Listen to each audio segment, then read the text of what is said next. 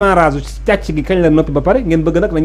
ñaata lañu sàcc quand même. J'irai même plus loin que toi. mooy est-ce que sàcc am na sax. waaw man non kenn du ma embarqué ci yooyu. j'ai un ami. qui est très France la nekk ku am niveau la nii vraiment kii et qui suit très bien de très près ce qui se passe au Sénégal tout souvent dañuy discuter benn jour mu ne imam xaw ma kan kooku il paraît li mu sàcc naa après xam nga lu ma ko wax. dama ko wax rek man ne ko mon cher mu ne ma ne ko man jullit laa. xam nga lan laa bëgg a wax ci loolu. man du ma tuumaal nit. lu amul firnde. ma ne ko du ma ne nit dafa sàcc. lu dul fekk pour man justice. atte na ko ne dafa sàcc. c'est ça que je dis, c'est que le président bi mu ko waxee aussi war nañoo wax. ñan ñoo doon bénéficier wu. mais écoute non ak yeneen ak yeneen sax Ibrahima. mais mooy yow ak yeneen ak yeneen sax. c'est-à-dire que le niveau de responsabilité de la parole du président quand même fii doy na war trop doy na war Ibrahima un président ne peut pas parler comme un opposant wala comme quelqu'un de la société civile wala comme un chroniqueur wala xawma lan wala benn artiste bu mer di wax benn affaire non c'est pas possible. mais Ibrahima moo tax ma ne même bu fekkee dinañuy wax sàcc man tant que amul dossier bu ñu teg. ba dem ci fi mu war a jaar ci justice. CENTIF xool ko ba mais de pôle financier mi ngi fi. waa CENTIF voilà. loolu yëpp mais Ibrahima su fekkee maa ngi bëgg a décourager nag Ibrahima parce que su fekkee non Ibrahima su fekkee dañ fi teg institution yi recruter ay magistrats naam na yëpp terewul ba tey président mën a wax parallèlement ba tey ay dossier de justice. wax ci ba condamné ci ay wax ci nangam ba moom ay écart d'année et cetera mais Ibrahima c'est décourageant parce que comme fi nekk nii président waratul sax wax ci yooyu ñaareel ba lancement plan de redressement mais lu fa indi wax boobu gisuma benn lien bu mu am. pour rappeler que ni l'ancien régime avait fait. mais loolu rappelé wuñ ko suffisamment ba wane ni def nañ Cour des comptes et que tout a été falsifié mais loolu ñi ñu convaincre ñoom convaincre nañ leen ñi ñu convaincre kuñ leen loolu mooy li ma la wax où est la vision de l'État on va continuer comme ça à dire que oui régime bi fi passé dañ doon sàcc mais les Sénégalais ont sanctionné le régime sortant le régime de Macky Sall kon nag léegi ACCT ak xawma lan tool ba la ñu jël te moomuñ ko mais yooyu yëpp mi ngi ci biir sanction bi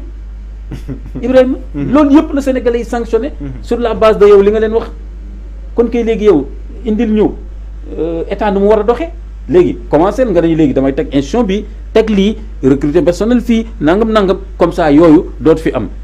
ñun kay loolu la ñuy gën a xaar donc pourquoi attendre le plan de redressement pour di ñu wax loolu après ton propre député de ton propre parti génn joxe chiffre bu bokkul donc falsification chiffre attention dafa mel ne fépp la on donne pas bu ñu sukkandikoo tey ci suñu naataango yu nekk ci Yoor Quotidien également ils sont allés dans le sens ci li Guy Marius Sagna wax en fait ci 2018 bi c'est vrai que ñoom peut-être que duñ ko jàppee contredire le président mais nous en tant qu'analyste quand même on peut dire que le président a été contredit par Guy Marius Sagna et par le quotidien ñun dañ koy waxee noonu parce que Pastef bi ñu nekkee ci opposition bi régime Macky Sall bu ñu contredire seen bopp dañ ko doon wax ñoom te citoyen bu ko waxoon tam ñu applaudir la ne leen am nga fit ñeme nga kon mënuñ terewaat nit ñi fii ñoom suñu defee ay contradiction nit ñi ne leen def ngeen ay contradiction loolu du sos du dara c'est objectif c'est des contradictions dañu war a am humilité ñoom reconnaître am légèreté aussi ci par rapport certes oui par exemple Guy Sagna mën na wax ne peut-être que le président n'avait pas toutes les infos et cetera mais bul wax ne lu tax nit ñi di relever écart contradiction bi ñeenti at quand même dafa bari en plus je vois pas tellement le lien ak journée de lancement boobu Ibrahima xoolal journée de lancement boobu y avait même des partenaires qui étaient là et cetera oui beaucoup de partenaires wane waat encore que ni réew mi sàcc rek lañ ko doon def état bi da doon sàcc boppam et cetera est-ce que Ibrahima est-ce que c'est intelligent dans le discours dans la communication publique mais est-ce que c'est pas néew ma ne yooyu yëpp amul mën na sax am na wala am na nu mu amee mais quand tu as des partenaires est-ce que ce régime-là n'est pas en train de chercher quelque chose est-ce que c'est pas voulu aussi parce que régime bi fi toog doo ma ne ay ngaakalan wala je sais que c'est des gens qui sont intelligents qui sont là-bas c'est-à-dire que bu fekkente ne sur le plan de la communication ñu ngi axé seen communication fenn fi di fi insister à tous les jours par rapport au régime passé je pense que am na leneen li nga xamante également c'est visé derrière mais ce qui mooy li ma la wax léegi visé derrière c'est-à-dire que affaire yi yëpp c'est derrière Ibrahima dès l'instant que jox nañ la léegi ñoom pouvoir bi c'est derrière donc loolu dossier rek la war a mën a doon dem justice Ibrahima comprendre nga li mu bëgg a wax voilà c'est-à-dire que voilà viser quoi encore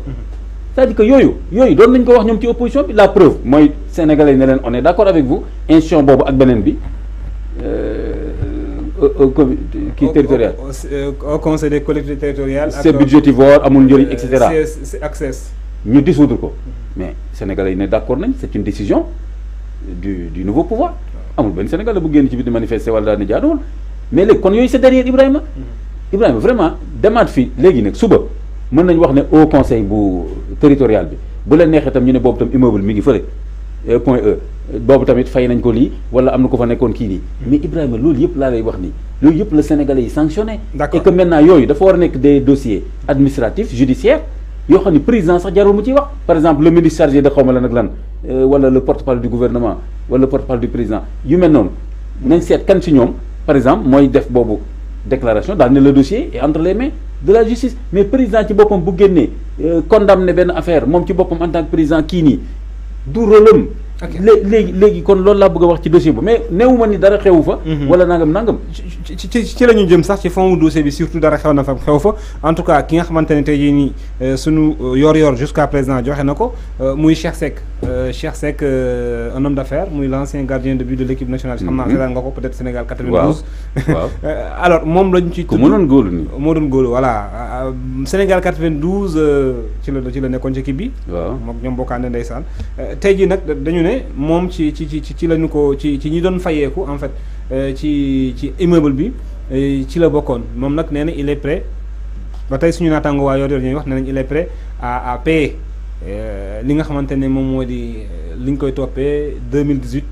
ba 2024 ci ay location yi nga xamante ne jot nañ kaa je prends cette information avec des pincettes. waaw li ma xam daal.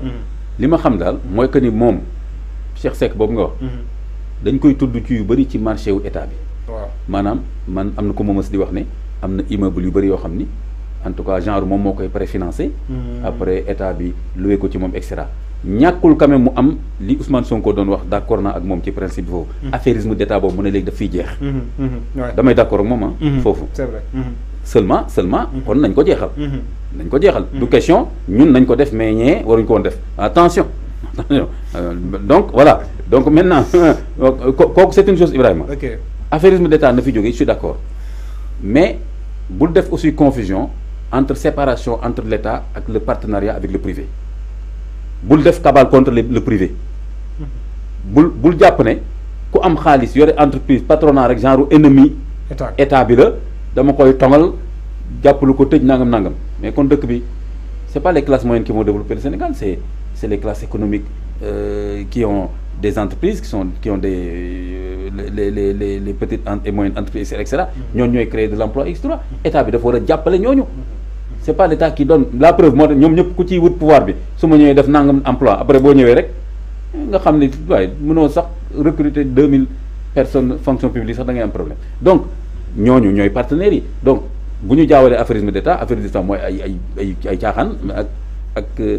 ak le partenariat public privé bi nga xam ni dëkk yi avancé yëpp fi mu nekk ni xoolal dañ ko soxla di ko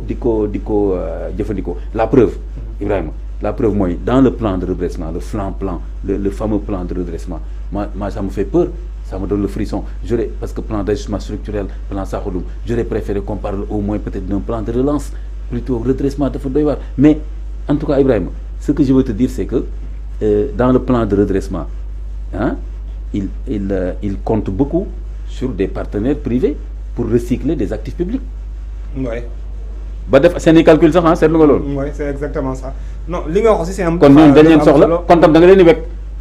il y a des affaires jox leen affaire yi si ngay xeex mais ñi nga xam ni dañ fi nekk. da nga leen di jàppale mais loolu du yomb itam. des fois sax Ibrahima ñooñu des fois sax nga defal leen ay exonération ñoom souvent par exemple parce que man ci opposition bi da leen di waaye exonération c'est un outil économique. pour encourager les investissements. waaw maintenant soo koy nit ki daf ko lëbëj def ko pour am ay commission sous la table et cetera loolu dañ koy condamner mais le monde entier dañ koy def léegi pour booster lu mel noonu xoolal Covid bi ak xawma yan bi mu amee France banque européenne dañu diminuer damay fàtte terme technique bi. bourse yi wala kii bi banque bi am na benn taux xawma lu ñu koy waxee taux directeur xawma dañ ko diminuer kon xoolal violer loi Union européenne bi. ci affaire boobu. pour mën a dëkku crise bi. jox banques yi état bi lebal banques yi xaalis banque privée pour dire que ni affaire boobu du la woyof et que doo bàyyi sa dëkk mu daanu mu suux parce que yaa nga tongal ay quelques peut-être am na ñaari ñetti patron peut-être yu def benn pot de vin fii d'accord mais il faut avoir une intelligence globale aussi de l'affaire loolu nga xam noo koy lijjantee et cetera aussi bañ a présenter ton pays comme un pays de fraude boo xam ni ñi nekkoon ci état bi ay sàcc rek lañ fi nekkoon privé fi nekk tamit bëgguñu fay impôt nangam mais les gens de l'extérieur ils vont dire mais ça c'est pas un pays Ibrahima dañaa mais lii du dëkk kii Macron wax na ko président Bénin bi nu mu tudd encore l'actuel Bénin Patrice Talon. Patrice Talon est-ce que xam nga Sénégal Dakar fii la jàngee waaw fii Sicap xam nga fii la dëkkoon fii mais il paraît sax bi mu nekkee président ñooñu kii na la de ci dafa nay affaire def kër googu ñu fu mu ñi ko adopté woon xam nga waaw reconnaissance baax na damay fàttali sax anecdote daf ma neexoon ba nga xam ni ma partagé ko sama benn groupe privé WhatsApp benn français boo xam ni papa mi ngi woon xam naa avec le colonialisme le temps colonial fële Côte d'Ivoire fa la juddoo léegi benn femme ivoirienne donc moo doon nunoom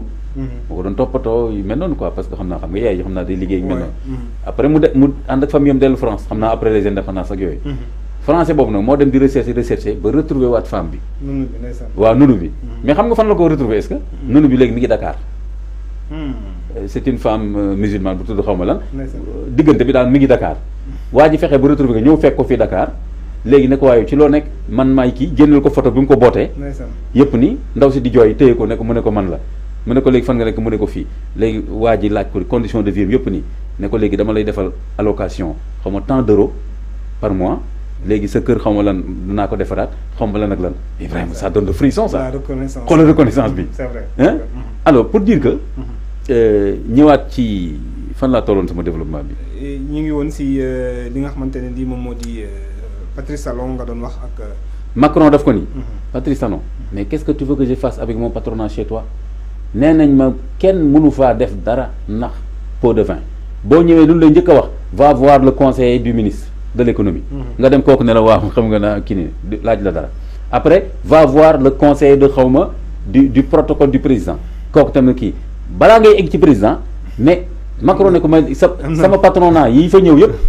une semaine la ñuy def daal di ñibbisiwaat France am na benn xarit bu ma doon nettali ci benn réew anglophone bu nekk ci Afrique bu ma ko tudd mais nee na réew bi da ngay gis kenn mu ne la jox ma dara pour le boss ensuite pour le big boss ensuite pour le very big boss nee na noonu lañ koy noonu la ñuy dóoree seetaanoon naa benn documentaire sur temps Mobutu Mobutu ministre de finance bi Mobutu c'est ko ministre de finance bi ñu ko wax ne affaire détournement yi noonu mu ne non demeewul ni ngeen ko waxee man nekk naa ministre des finances pendant 3 ans demeewul ni ngeen ko fekk ñu ne ko nan la demee mu ne du président bi ci boppam muy détourné doon tawoon sax moom dana noos quoi mu ne mais par exemple président mu joxe benn exemple moom bi mu fa nekkee président danaan par exemple damay dem Belgique pour 2 semaines mu ne defal leen ma casting bi quoi mu ne léegi man ministre des finances léegi man maay def ak sama service yi lu muy soxla yëpp noonu mu ne après ñu wax nu mu tuddati ki war a décaisser nangam ak nangam mu ne ñooñu nag bu fekkee